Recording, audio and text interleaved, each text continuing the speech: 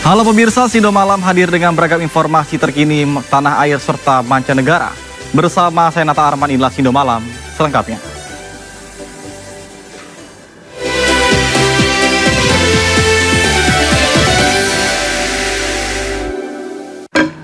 Pemirsa, eksekusi sebuah hotel bintang 4 di Surabaya, Jawa Timur berlangsung ricuh. Kericuan diwarnai aksi saling dorong antara petugas dan sekelompok orang yang menghalangi proses eksekusi.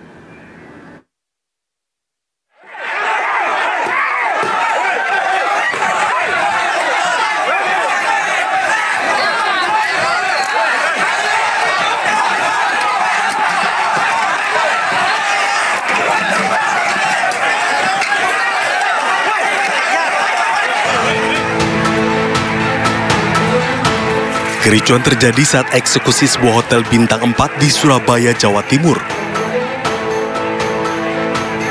Sekelompok orang dari termohon menggadang petugas jurusita dari Pengadilan Negeri Surabaya. Mereka melarang petugas masuk ke dalam hotel untuk melakukan pengosongan.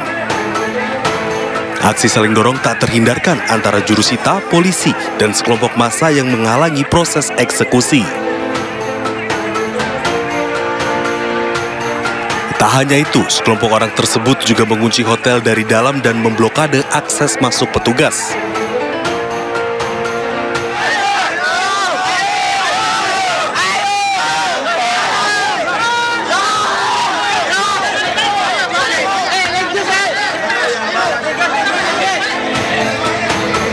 Petugas jurusita terpaksa memecahkan pintu kaca hotel untuk bisa masuk ke dalam hotel. Setelah melakukan upaya panjang, petugas kepolisian dan jurusita berhasil masuk ke dalam hotel dan langsung melakukan pengosongan. Menurut pemenang lelang, pihak hotel gagal bayar selama beberapa tahun terakhir. Ya karena dia macet gak bayar. Ke pihak Bank Victoria. Jadi sebetulnya udah 1 tahun lalu mereka udah macet. 2 tahun yang lalu macet. Nilai berapa?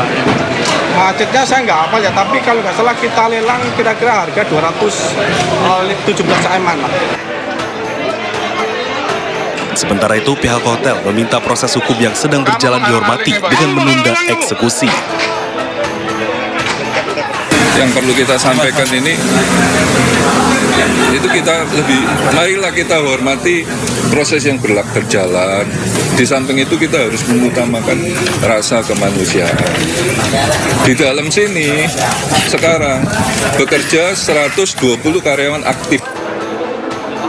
Berdasarkan penetapan Pengadilan Negeri Surabaya, pemenang lelang berhak atas bangunan hotel bintang 4 ini serta lahan seluas 8.000 meter persegi. Dari Surabaya, Hari Tambayong, iNews melaporkan. Pemirsa, jelang penahanan Agus Buntung atau IWS tersangka kasus tindak pidana pelecehan seksual, tim Komisi Disabilitas Kejati NTB dan penyidik Polda NTB memeriksa ruangan khusus yang akan digunakan oleh Agus. Agus dipastikan akan menempati ruangan yang berbeda dengan ruang tahanan lainnya.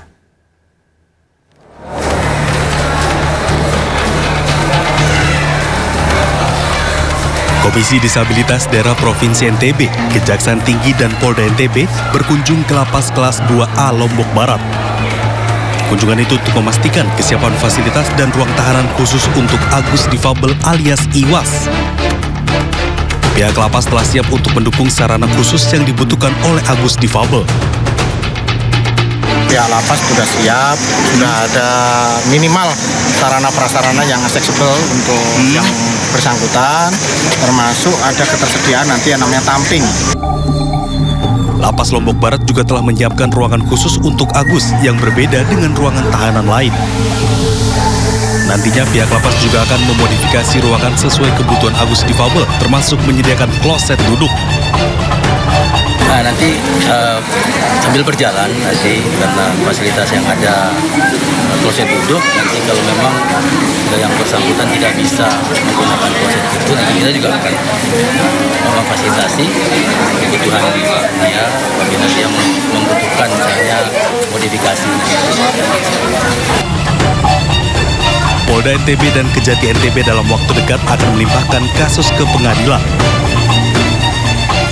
Dari Lombok Barat, NTB, Muzakir, iNews melaporkan. Sementara itu pemirsa, penetapan Agus Buntung sebagai tersangka pemerkosaan masih menuai sorotan. Meskipun difabel, Agus dinilai tetap bisa memperkosa korban dengan mengancam dan melakukan intimidasi.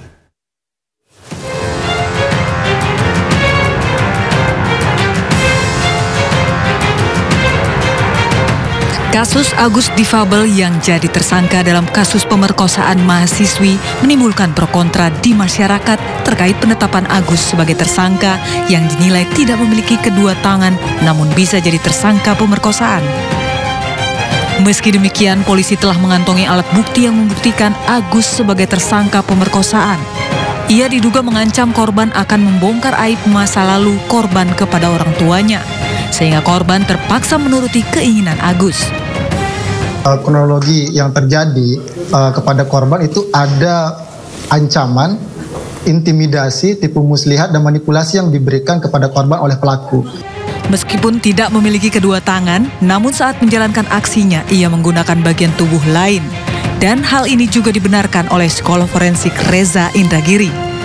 Kasus di NTB ini sudah barang tentu harus diinvestigasi oleh polisi ya.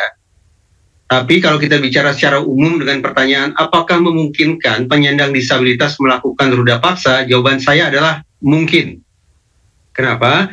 Karena barangkali sebagian kalangan yang menganggap bahwa itu tidak mungkin, itu lebih dikarenakan mereka berimajinasi tentang adegan pemerkosaan.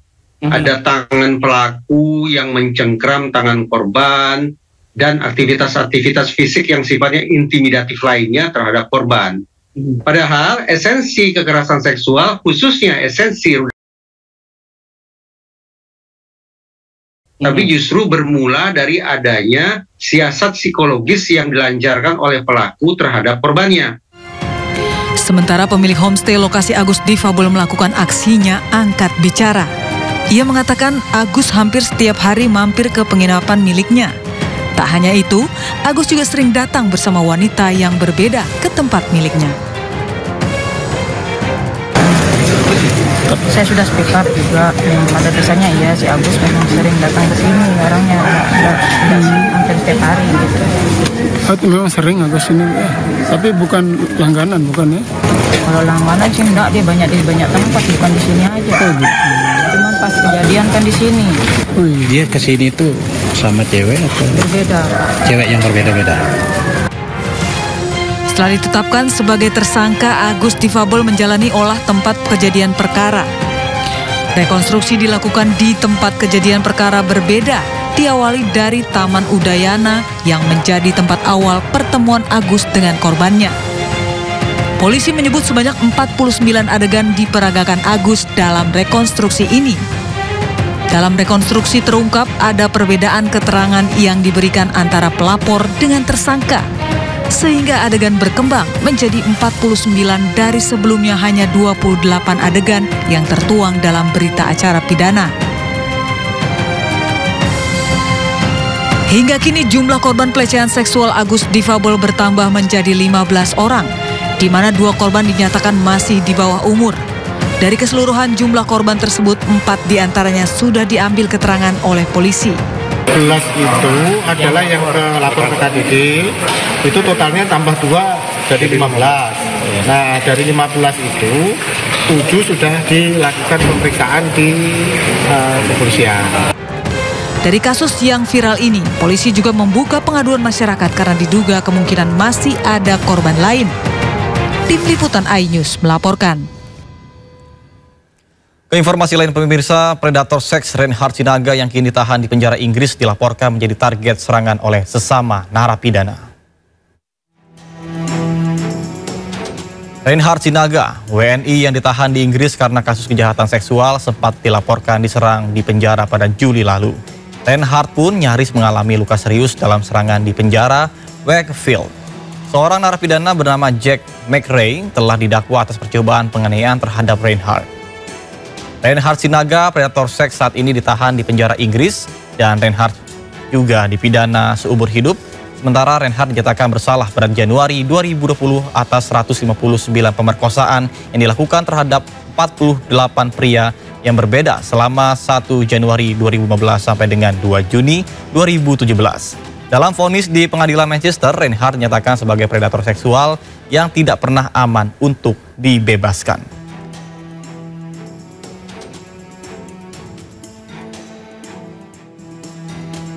Pemirsa, 5 pelajar SMA Negeri 70 Jakarta Selatan dikeluarkan dari sekolah akibat terlibat kasus perundungan.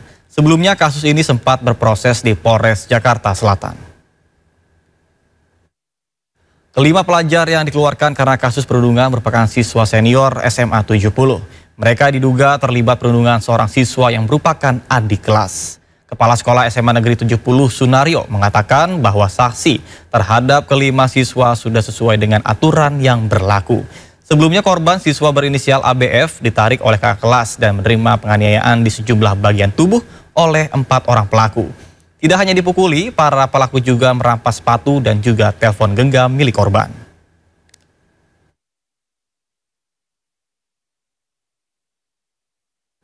Informasi lainnya pemirsa, mantan Menkominfo Budi Aris Setiadi selesai menjalani pemeriksaan di Bareskrim Mabes Polri. Budi Ari mengaku menaati proses hukum dan akan membantu menuntaskan pemberantasan kasus judi online. Budi Ari keluar dari gedung Bareskrim sekitar pukul 17.15 waktu Indonesia Barat. Kepada awak media, Budi Ari mengatakan dirinya sebagai warga negara yang taat hukum dan berkewajiban membantu tugas kepolisian dalam penuntasan kasus judi online di lingkungan Komdigi. Namun Budi Ari tidak merinci terkait dengan substansi pemeriksaan dirinya. Sebelumnya Budi Ari tiba di gedung Bareskrim sejak pukul 10 waktu Indonesia Barat untuk menjalani pemeriksaan terkait dengan kasus judi online di lingkungan Komdigi. Memberikan pernyataan. Yang pertama, sebagai warga negara yang taat hukum, saya berkewajiban untuk membantu pihak kepolisian dalam penuntasan pemberantasan kasus judi online di lingkungan Komdigi. Yang kedua, pemberantasan judi online merupakan tugas kita bersama sebagai sesama anak bangsa. Karena itu perlu konsistensi dan keteguhan untuk menuntaskan pemberantasan judi online ini, terutama dalam perlindungan terhadap masyarakat. Yang ketiga, mengenai materi dan isi keterangan yang saya berikan hari ini, silahkan ditanyakan kepada pihak penyidik yang berwenang. Begitu ya, terima kasih. Berapa pertanyaan Pak? Berapa lama pertanyaan? Mau tahu aja. Apa? Berapa lama diperiksa? Bahwa tidak terlibat dalam jogging. Pokoknya tunggu keterangannya. Ya. Dari jam berapa? 2 jam. 10 pegawai Kementerian Komdigi telah ditetapkan sebagai tersangka dalam kasus mafia judi online. Tidak hanya berhenti di situ, nama mantan Menkominfo Budi Aris Setiadi yang digadang-gadang mengetahui soal praktik judi online yang melibatkan pegawai Kemenkominfo.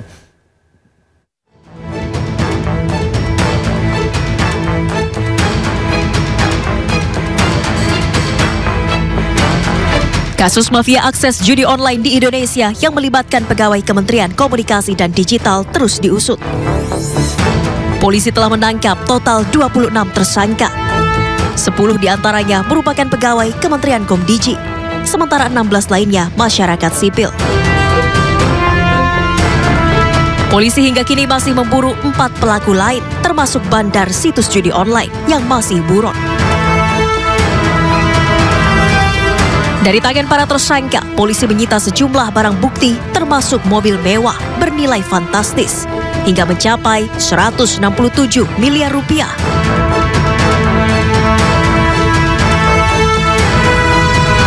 Kasus mafia akses judi online turut menyeret nama ex-Menteri Komunikasi dan Informatika Budi Aris Setiadi. Ia digadang-gadang mengetahui terkait praktik judi online yang dilakukan oknum pegawai kementerian yang pernah dipimpinnya.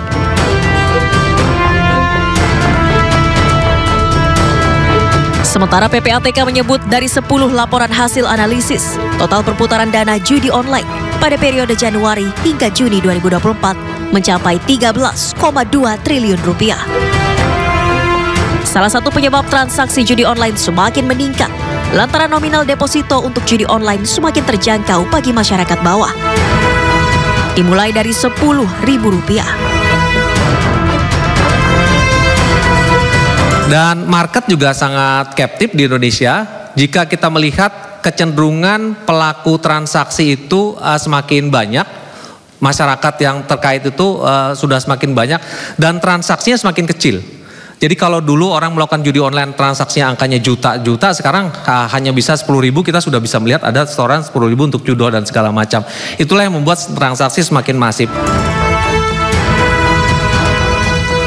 Hingga kini pihak kepolisian masih berkoordinasi dengan lembaga dan kementerian terkait untuk melakukan pengembangan dan menangkap pelaku lain yang terlibat dalam kasus mafia akses judi online.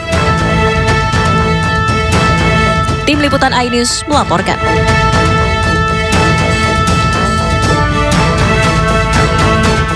Pemirsa, Kejaksaan Tinggi DKI Jakarta menggeledah kantor Dinas Kebudayaan Provinsi DKI Jakarta di Jalan Gatot Subroto, Setiabudi, Jakarta Selatan. Diduga anggaran yang mencapai 150 miliar rupiah telah diselewengkan dengan cara membuat kegiatan-kegiatan fiktif.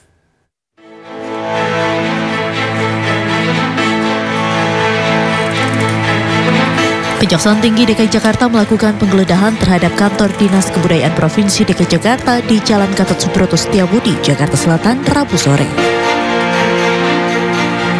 Penggeledahan dilakukan setelah ditemukan adanya dugaan pidana pada penggunaan anggaran tahun 2023. Diduga anggaran yang mencapai 150 miliar rupiah telah diselewengkan dengan cara membuat kegiatan-kegiatan fiktif. Dalam penggeledahan ini, petugas menyita beberapa perangkat elektronik, dokumen, dan juga uang sebesar 1 miliar rupiah. Hari ini yang dilakukan oleh tim Pinsus Kejati DKI ini dilakukan di 5 titik. 5 titik ini ada di kantor Dinas Kebudayaan sendiri, terus juga ada beberapa kantor rekanan dan rumah-rumah saksi yang berhubungan dengan tindak pidana dimaksud. Sementara itu, penjabat Gubernur Jakarta, Teguh Setiabudi, membenarkan adanya penggeledahan di kantor Dinas Kebudayaan DKI Jakarta oleh Kejaksaan Tinggi terkait dugaan korupsi senilai 150 miliar rupiah. Teguh menghormati langkah yang diambil Kejati Jakarta untuk tangani kasus ini. Memang saya menginstruksikan kepada Inspektorat selaku update untuk menangani, kemudian juga untuk melakukan investigasi dan pendalaman. Dan memang ditemukan atas kerugian negara yang nilainya masih sedang dalam perhitungan. Nanti tanya ke Pak Inspektor. Sebelumnya penggeledahan dilakukan di ruang Kepala Dinas Kebudayaan DKI Jakarta dan ruang Kepala Bidang Pemanfaatan Kebudayaan. Dari Jakarta, Tim Liputan iNews melaporkan. Pemirsa, Satreskrim Polres Goa menetapkan 17 orang tersangka dalam kasus pencetakan dan pengedaran uang palsu di kampus UIN Alauddin Makassar di Goa, Sulawesi Selatan. Polisi menyita ratusan jenis barang bukti termasuk mesin cetak uang serta uang palsu pecahan 100.000 sebanyak 446 juta rupiah.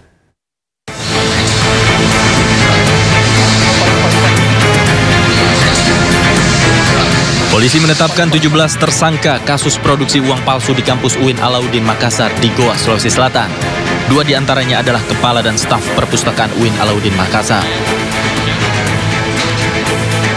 Dalam kasus ini, polisi menyita ratusan barang bukti termasuk mesin cetak uang serta uang palsu pecahan 100.000 sebanyak 446.700.000 rupiah.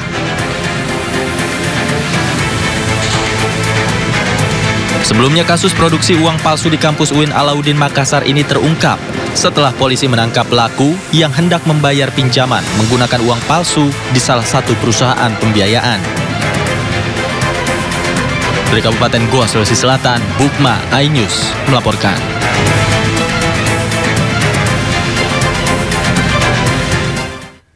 Pemirsa, uang palsu yang dicetak di kampus UIN Alauddin Makassar diduga sudah beredar luas di masyarakat. Di Mamuju, Sulawesi Barat, uang palsu tersebut ditemukan di sejumlah swalayan.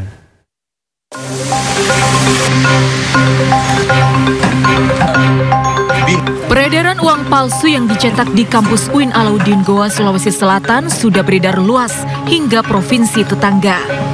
Salah satunya di Mamuju Tengah, Sulawesi Barat. Uang palsu ditemukan di sebuah swalayan dan beberapa toko. Pengelola toko mendeteksi uang palsu saat mesin penghitung uang otomatis tiba-tiba berbunyi. Saat di Terawang, ternyata benar ada sejumlah uang palsu terselip, yaitu pecahan Rp50.000 dan Rp100.000. Ketika saya pegang, kok beda dengan uang pada umumnya. Tekstur kertasnya kertasnya berbeda, kemudian warnanya juga berbeda. Ketika saya tes masuk di mesin penghitung kami, tes penghitungan kami itu berbunyi. Saya sudah pastikan bahwa saya Terawang, kayaknya ini uang palsu. Masyarakat diimbau waspada uang palsu terlebih menjelang libur Natal dan Tahun Baru. Periksa uang dengan cara dilihat, diraba dan diterawang, serta selalu periksa benang pengaman. Tim Liputan iNews melaporkan. Informasi lainnya pemirsa, KPK menggeledah kantor Bank Indonesia terkait dengan kasus dugaan korupsi dana Corporate Social Responsibility atau CSR Bank Indonesia. Dalam kasus ini, KPK telah menetapkan 2 orang sebagai tersangka. Tim penyidik KPK menggeledah sejumlah ruangan di kantor BI pada Senin malam hingga Selasa dini hari 16 hingga 17 Desember. Penggeledahan dilakukan atas kasus dugaan korupsi dana Corporate Social Responsibility atau CSR Bank Indonesia. Penggeledahan berlangsung selama 8 jam. Salah satu ruangan yang diperiksa adalah ruang kerja Gubernur Bank Indonesia, Peri Warjio. Dari kantor Bank Indonesia, KPK mengamankan sejumlah dokumen. Tentunya kita akan ungkap semuanya fakta-fakta ini, bagaimana keputusannya, siapa yang mengambil keputusan, perencanaannya CSR ini bagaimana, siapa-siapa yang menerima. Nah, itu yang kita dalami sekarang. Ada dugaan ya, ada dugaan selain ke BI ada tempat-tempat lain. Nanti kita akan barang bukti yang berkumpul apa Pak saat ini Pak?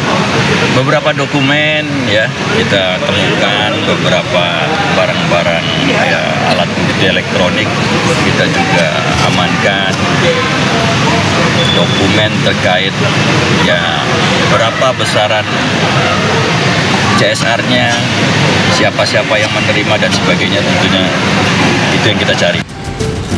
Sementara itu, Bank Indonesia membenarkan penggeledahan yang dilakukan oleh KPK terkait dugaan korupsi dana CSR.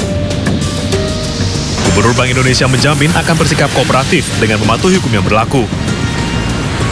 1. Bahwa benar pada Senin malam 16 Desember 2024 Bank Indonesia menerima kedatangan KPK di kantor pusat Bank Indonesia, di mana kedatangan KPK ke Bank Indonesia tersebut untuk melengkapi proses penyidikan terkait dengan penyalahgunaan pemanfaatan CSR. Dugaan adanya penyalahgunaan dana CSR di Bank Indonesia mulai diselidiki oleh KPK sejak September lalu. KPK menduga dana CSR digunakan untuk kepentingan pribadi. Tim Liputan iNews melaporkan. Informasi lainnya pemirsa, kenaikan PPN yang dimulai tahun 2025 mendapatkan penolakan dari masyarakat. Di dunia maya muncul laman yang berisi petisi menolak kenaikan PPN. Petisi yang mendorong pemerintah batalkan kenaikan PPN beredar di internet melalui laman change.org. Situs ini mengajak masyarakat tanda tangani petisi tolak kenaikan PPN karena kebijakan ini akan mempersulit masyarakat. Seruan ini juga menggambarkan keresahan publik terhadap tekanan ekonomi yang semakin besar di tengah pemulihan pasca pandemi. Hingga saat ini, petisi tersebut telah ditandatangani lebih dari 120.000 orang yang berharap pemerintah membatalkan kebijakan tersebut.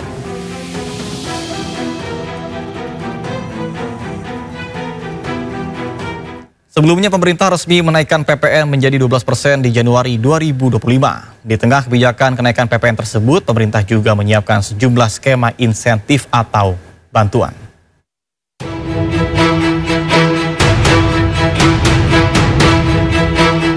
Pemerintah pastikan kenaikan PPN 12% pada 1 Januari 2025. Kenaikan PPN dikenakan untuk barang-barang mewah dan premium. Tarif PPN tahun depan akan naik sebesar 12% per 1 Januari. Barang-barang yang dikenakan pajak mencakup beras dan buah premium, daging premium Wagyu dan Kobe, ikan premium seperti salmon dan tuna premium, Aneka udang dan krustasia premium seperti king crab juga terkena kenaikan pajak. Selain itu, jasa pendidikan premium seperti pendidikan standar internasional juga dikenakan kenaikan pajak. Jasa pelayanan kesehatan medis VIP dan listrik pelanggan rumah tangga dengan daya 3.500 hingga 6.600 volt ampere juga mengalami kenaikan pajak. Terkait kenaikan PPN, sejumlah bantuan untuk masyarakat berpenghasilan rendah telah disiapkan pemerintah. Kami memberikan insentif perpajakan itu dalam magnitude yang sangat besar. Di antaranya, bantuan pangan beras 10 kg per bulan, PPN 1% ditanggung pemerintah untuk tepung terigu, gula industri dan minyak kita. Pemerintah juga memberikan diskon tarif listrik sebanyak 50% untuk daya listrik hingga 2.200 volt ampere di bulan Januari dan Februari 2025. Untuk kelas menengah, pemerintah menyiapkan sejumlah insentif. PPN ditanggung pemerintah untuk properti dengan nilai maksimal 5 miliar rupiah dari Januari hingga Juni 2025. Pemerintah menanggung 100% PPN, sementara pada Juli hingga Desember 2025 ditanggung 50%. PPN ditanggung pemerintah untuk otomotif, khususnya kendaraan hybrid atau listrik. Insentif PPH ditanggung pemerintah untuk pekerja padat karya dengan gaji sampai 10 juta rupiah. Pemerintah mengoptimalkan jaminan kehilangan pekerjaan, baik dalam bentuk tunai maupun pelatihan, seperti BPJS Ketenagakerjaan dan Kartu Prakerja. Pemerintah akan memberikan relaksasi atau diskon 50% atau iuran jaminan kecelakaan kerja industri padat karya. Untuk UMKM, pemerintah memberikan insentif berupa perpanjangan masa berlaku PPH final 0,5%. UMKM dengan omset di bawah 500 juta dibebaskan PPH. Ada skema pembiayaan industri padat karya, misalnya adalah untuk keringanan pembelian mesin, ada subsidi 5%. KPAI menggelar mediasi antara orang tua yang diduga bayinya tertukar dengan Rumah Sakit Islam Cempaka Putih, Jakarta Pusat. Informasinya sesaat lagi, tetaplah bersama kami di Sindo Malam.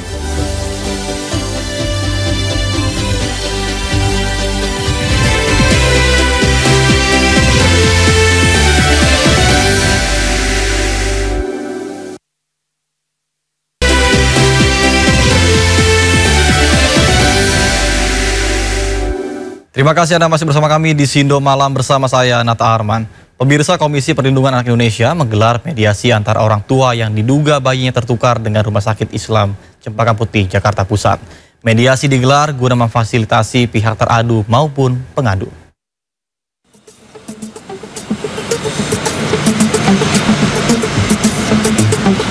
Komisi Perlindungan Anak Indonesia menggelar mediasi antara orang tua yang diduga bayinya tertukar dengan pihak Rumah Sakit Islam Cempaka Putih, Jakarta Pusat. Mediasi dilakukan dengan menghadirkan ayah bayi yang diduga tertukar, serta pihak rumah sakit yang terdiri dari Direktur Rumah Sakit Islam Cempaka Putih, beberapa orang dokter termasuk dari Dinas Kesehatan Provinsi. Hasil mediasi tersebut akan dituangkan dalam berita kesepakatan oleh KPAI. Ya, di kepolisian tetap jalan ya, tentu di KPAI karena sudah dilaporkan ke kita dan para pihak meminta untuk mediasi, maka kita juga jalankan juga sesuai dengan tusi kita. Oke, tapi berarti dari KPAI tidak melihat akan ada mengganggu proses mediasi gitu Pak, enggak ya? Ya, sampai hari ini kita tidak ada masalah gitu ya, karena prinsip mediasi ini kan satu, kerelaan para pihak untuk mau hadir. Kemudian yang kedua ya antar mereka bersepakat gitu ya. Kami hanya memfasilitasi lah gitu ya. Sebelumnya polisi melakukan ekshumasi atau pembongkaran makam bayi yang diduga tertukar. Ekshumasi dilakukan pada jenazah bayi untuk mengambil sampel yang akan digunakan untuk tes DNA. Tes DNA yang dilakukan adalah inisiatif polisi guna mengetahui secara pasti identitas bayi yang meninggal tersebut. Dari Jakarta, Rani Sanjaya, iNews melaporkan. Sementara polisi terus mendalami pelaporan dugaan bayi tertukar di rumah sakit. Salah satunya menggelar ekshumasi atau pembongkaran makam bayi.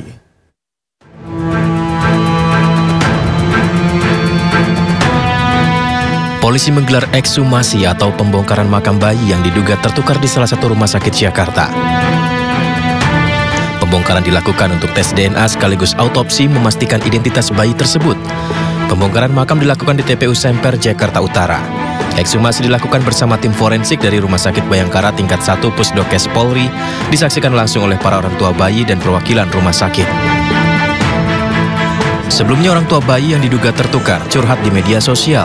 Pasutri warga Cikarang Selatan, Kabupaten Bekasi, Jawa Barat ini mengaku jika bayi mereka lahir pada 16 September lalu tertukar. Dugaan tersebut muncul karena pihak Rumah Sakit Islam Cempaka Putih Jakarta tidak menunjukkan sang bayi kepada ibunya dengan alasan masih dalam perawatan medis. Kemudian 2 hari setelah dilahirkan, bayi Rauf diinfokan meninggal dunia. Rauf yakin jika bayi yang dilahirkan istrinya tidak bertahi lalat di wajah, namun bayinya yang diinfokan meninggal memiliki tahi lalat. Atas laporan ini, orang tua bayi tersebut diperiksa Polres Metro Jakarta Pusat. Tidak hanya orang tua bayi, polisi juga sudah memeriksa pihak rumah sakit yang menjelaskan tidak ada bayi lain yang dirawat di ruang ICU saat itu. Setelah operasi sesar, bayi tersebut karena ada gangguan pernafasan dirawat di ruang NICU. Terus kemudian di ruang NICU itu memang terdapat hanya bayi ini, tidak ada bayi lain yang dirawat di ruang NICU. Demikian. Hingga saat ini proses penyelidikan masih berlangsung. Tim Liputan iNews melaporkan. Pemirsa, Kompolnas mendatangi Polda Sumatera Selatan terkait dengan kasus penganiayaan dokter koas di Unsri, Palembang. Kompolnas mengecek langsung bagaimana penanganan kasus tersebut.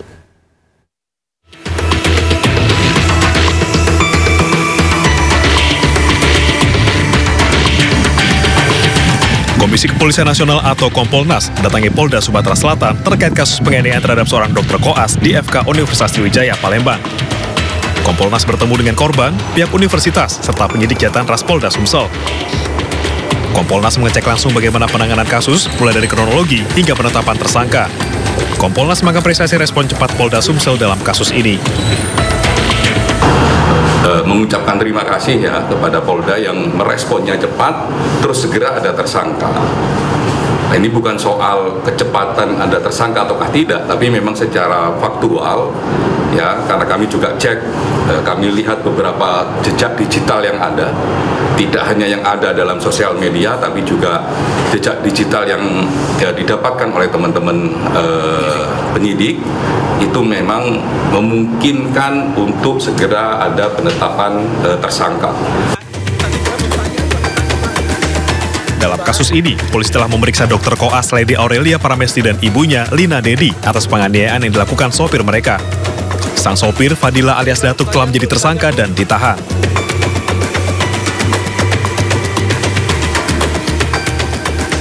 Di sisi lain, Lady Aurelia dan korban pemukulan yang sama-sama dokter koas M. Lutfi sementara diistirahatkan oleh pihak kampus untuk mempermudah proses investigasi. Sebelumnya, kasus penganiayaan mahasiswa koas viral di media sosial. Pertikaian dipicu oleh masalah jadwal piket jaga akhir tahun. Ibu Lady dan sopirnya menemui koordinator koas Lutfi untuk membicarakan jadwal piket anaknya. Perbincangan pun memanas. Lutfi dinilai tidak merespon permintaan agar jadwal Lady diganti. Fadila, sopir Ibu Lady pun emosi dan memukul Lutfi. Kini Fadila telah ditetapkan sebagai tersangka dan hukuman penjara maksimal 5 tahun pun menantinya. Tim Liputan iNews melaporkan. Viral di media sosial, video saat Pas Pampres diduga mengusir jemaah lain agar Wapres Gibran Raka Buming Raka bisa sholat di saf paling depan. Pengurus masjid dan Pas Pampres membantah adanya pengusiran dan menyebut petugas hanya merapikan saf sholat.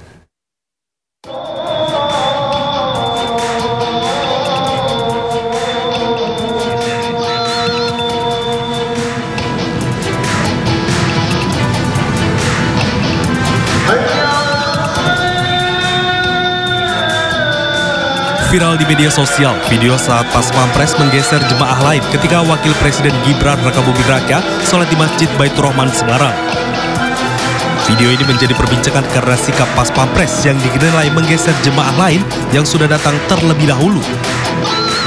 Tampak sejumlah pejabat lain sholat Jumat di dekat Wapres Gibran.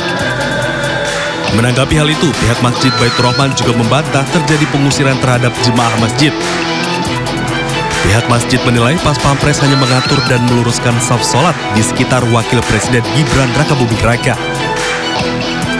Berita yang disampaikan di medsos itu tidak benar.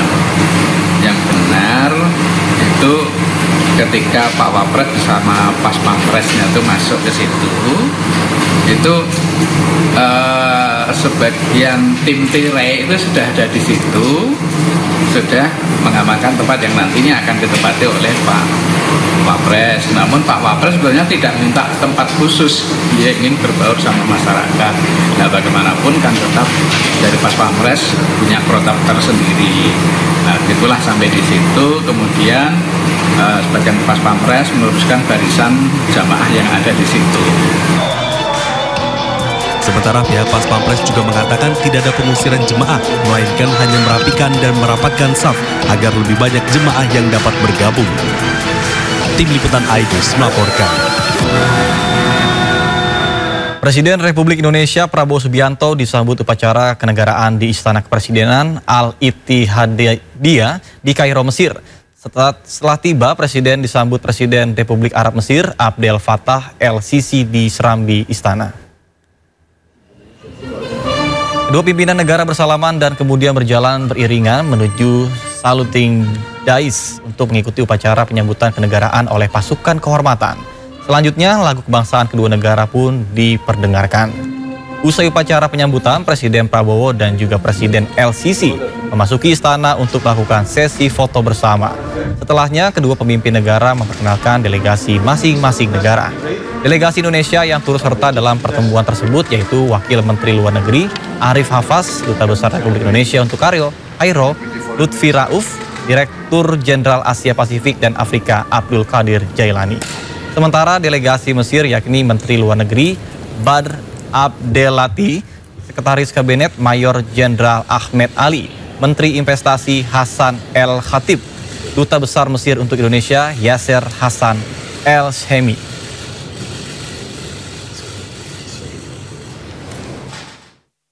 Di bidang bilateral kami memiliki hubungan yang baik, tapi kita ingin tingkatkan hubungan ini.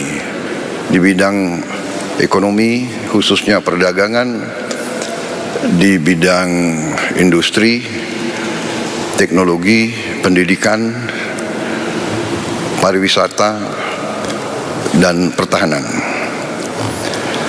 Kami sudah sepakat, kami akan tindak lanjut. Kita sudah punya Joint Trade Council, tapi kita ingin tingkatkan lagi. Dan kami dari Indonesia segera akan kirim delegasi tingkat tinggi yang akan berhubungan dengan counterpart kami di pemerintah Mesir. Di Kairo, Mesir, Presiden Republik Indonesia Prabowo Subianto juga bertemu dengan Grand Sheikh Al-Azhar Imam Akbar Ahmed Al-Tayyib di Masjid Al-Azhar. Pertemuan ini menandai langkah penting dalam mempererat hubungan keagamaan dan memperkuat kerjasama pendidikan antara Indonesia dan Mesir. Selain Grand Sheikh Al-Tayyib, jumlah ulama terkemuka Mesir juga ikut menyambut.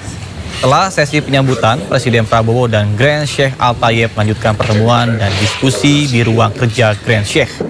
Pertemuan ini diharapkan nantinya dapat mempertegas hubungan historis antara Indonesia dengan Al-Azhar yang telah menjadi rumah pendidikan bagi ribuan mahasiswa Indonesia selama beberapa dekade.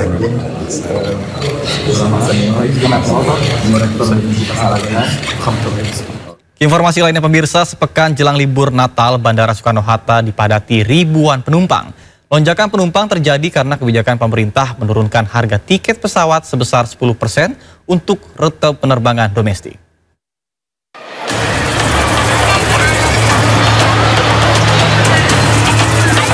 Menjelang libur perayaan Natal dan Tahun Baru, Terminal 3 Bandara Soekarno-Hatta Tangerang, Banten dipadati ribuan penumpang. yang akan berlibur maupun pulang ke kampung halaman. Peningkatan jumlah pengguna moda transportasi udara ini seiring dengan berlakunya kebijakan pemerintah terkait harga tiket penerbangan domestik yang diturunkan sebesar 10% selama momen libur Natal dan Tahun Baru. Masyarakat pun menyambut baik kebijakan yang telah berlaku mulai 19 Desember ini. Bantu banget sih untuk kita, apalagi yang punya anak ya, untuk liburan itu manfaatnya banyak banget. Apalagi sempet sih nanya-nanya juga sama yang lain, itu lumayan sekali perbedaannya kan, dari harganya sekian jadi sekian. Jadi bantu banget, terima kasih, itu aja. Ini tujuannya. Sementara pengelola Bandara Soekarno-Hatta mencatat lonjakan jumlah penumpang pesawat mencapai 169.000 penumpang atau naik sebanyak 25% dibandingkan hari biasa. Begitu pula dengan pergerakan pesawat meningkat hingga 1.082 penerbangan yang normalnya hanya 950 pergerakan pesawat. Tentunya antusias ini tak lepas dari program pemerintah, yaitu salah satunya penurunan dari harga tiket itu sendiri. Dan kami mendukung program tersebut dengan memberikan pengurangan tarif atau diskon terhadap passenger service charge. Pemberlakuan penurunan harga tiket pesawat sebesar 10% untuk rute penerbangan domestik diberlakukan mulai 19 Desember 2024 hingga 3 Januari 2025 mendatang. Dari Tangerang, Banten, Khas Negara, iNews melaporkan. Sementara jelang libur Natal dan Tahun Baru, Pelabuhan Merak saat ini mulai terpantau padat. Ribuan kendaraan mulai membadati kantong-kantong parkir yang disediakan oleh pihak ASDP.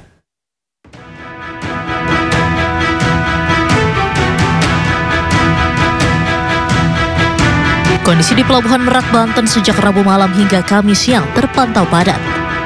Kendaraan truk, bus, dan kendaraan pribadi tampak memasuki kantong-kantong parkir yang sudah disediakan oleh pihak PT ASDP Pelabuhan Merak.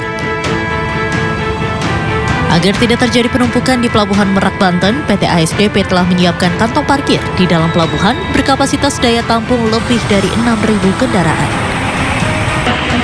Selain itu, daerah Cikuasa Atas dan beberapa daerah rest area kilometer 68 dan kilometer 43 juga dijadikan area parkir kendaraan sebelum sampai ke Pelabuhan Merak.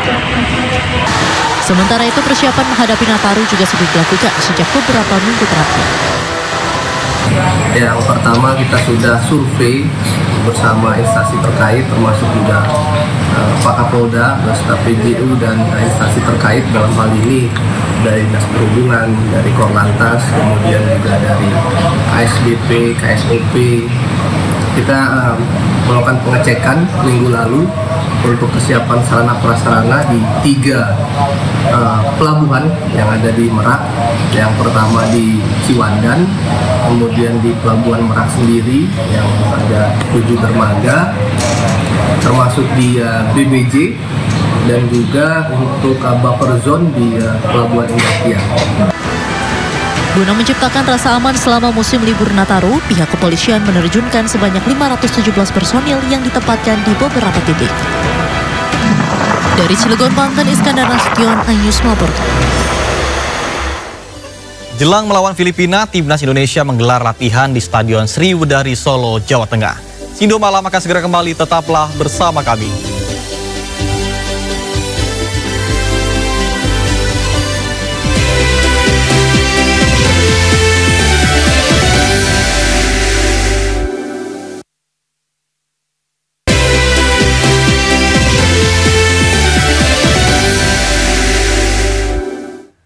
Terima kasih Anda masih bersama kami di Sindo Sriwedari Solo, Jawa Tengah. Jelang melawan Filipina dalam laga lanjutan Grup B Piala AFF 2024. Para pemain timnas mengaku bersyukur karena jeda yang cukup panjang jelang pertandingan.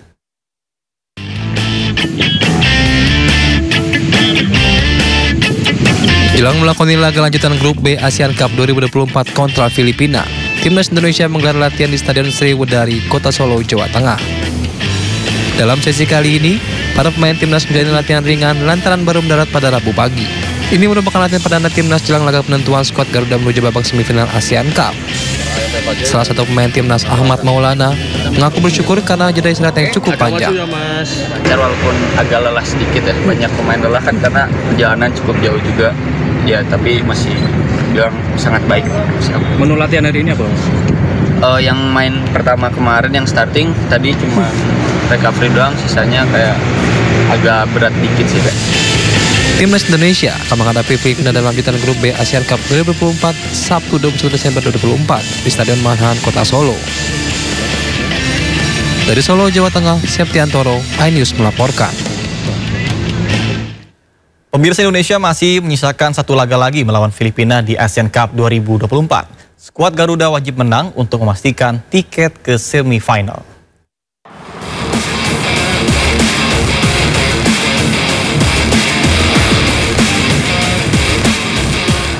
Kalah melawan Vietnam 1-0, peluang timnas Indonesia untuk lolos ke semifinal Piala AFF 2024 masih terbuka. Indonesia akan berhadapan dengan Filipina di laga terakhir fase grup B. Bermain di kandang Stadion Manahan Solo, Jawa Tengah, tak boleh disia-siakan Shin Tae-yong untuk meraup poin penuh. Jika menang, Indonesia masih berpeluang lolos ke babak selanjutnya. Namun sebaliknya, jika imbang atau kalah, Rafael Strike dan kolega terancam tak bisa melaju ke semifinal. Menurut Ketua Umum PSSI Erick Thohir, Shin Tae-yong harus fokus menang di laga terakhir grup B. Sementara kiper timnas Indonesia Cahya Supriyadi bertekad tampil maksimal demi tiket ke semifinal. Di Piala AFF 2024, 3 laga telah dilakoni timnas Indonesia. Skuad Garuda menang 1-0 kontra Myanmar di pertandingan pertamanya. Di laga kedua, timnas Indonesia imbang 3-3 melawan Laos. Dan terakhir, Indonesia kalah tipis 0-1 melawan Vietnam. Akankah STI dapat memberikan formasi terbaiknya dan meraup hasil maksimal di laga keempat fase grup nanti? Menarik untuk ditunggu. Pemirsa, klub sepak bola Sriwijaya FC terancam bangkrut. Klub yang pernah superior di Liga 1 Indonesia ini kini telah mengalami krisis finansial.